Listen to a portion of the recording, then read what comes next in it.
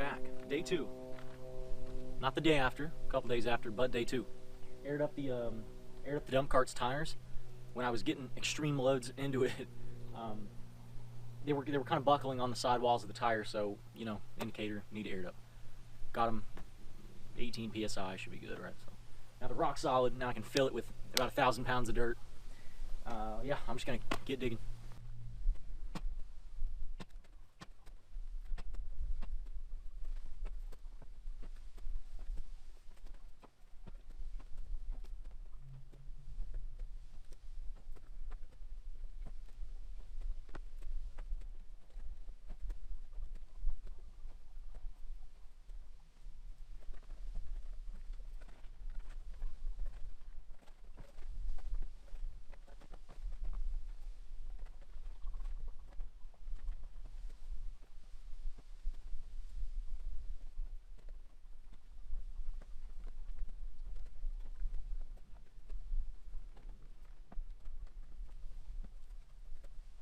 That's about as full as I want that. That's about as full as I want that dump cart. I mean, that is hard clay filled to the brim. How many cubic feet? You know, if it's 15 from the topping capacity, that's probably 25 cubic feet of clay.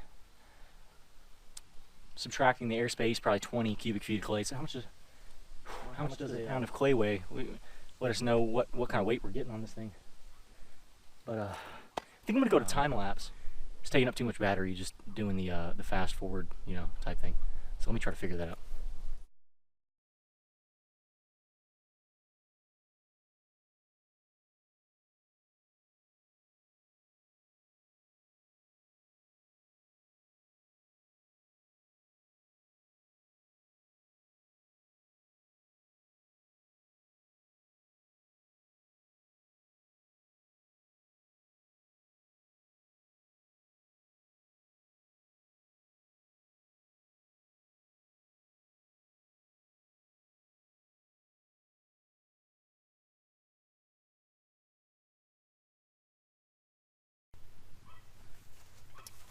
Okay. So hopefully I just got that on video. I don't know how much weight this is. This has to be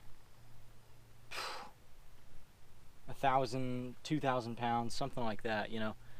So this is the stress test with the Ohio Steel dump cart, and I think it passes with flying colors. I mean, look at this. Look how much dirt this is. Tires are holding up good.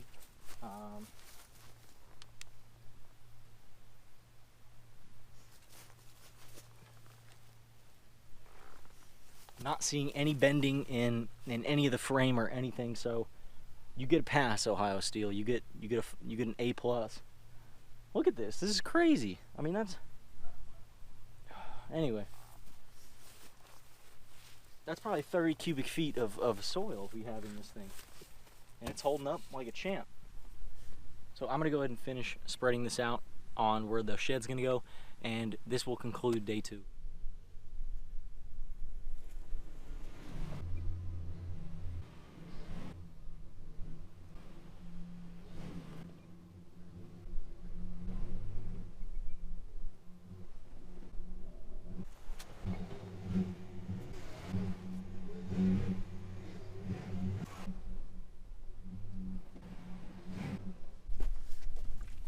So, really no need for tamping.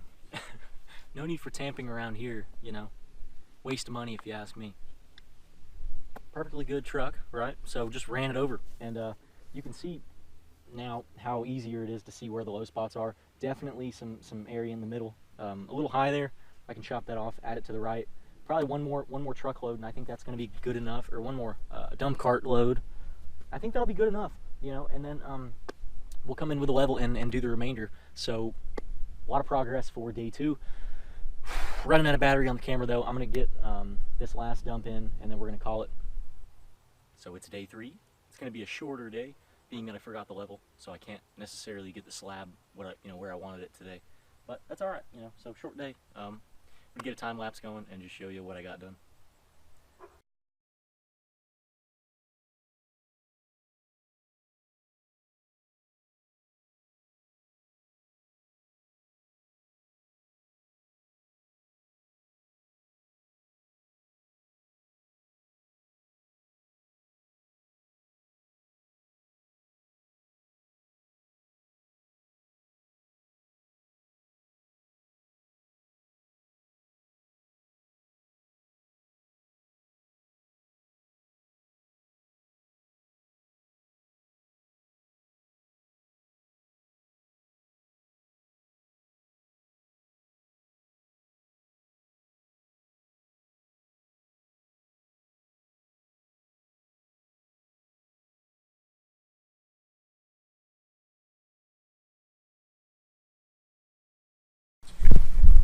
Anyway, so we dug the channel going from the irrigation ditch to the pond. However, we did not connect them. So what we got going on right here is like a little, just a little river that's going to feed into the pond, you know.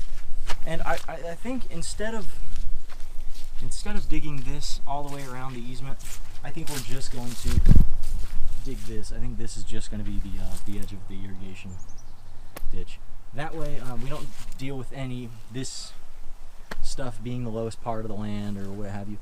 And we can honestly plant some sort of really water intensive plants over here to keep it as dry as possible.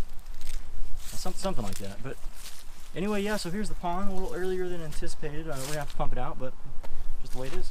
We didn't dig those out, to say again redundantly, because we don't want that to fill up with water just yet. If it rains, you know, it is what it is. And then, you know, we're gonna have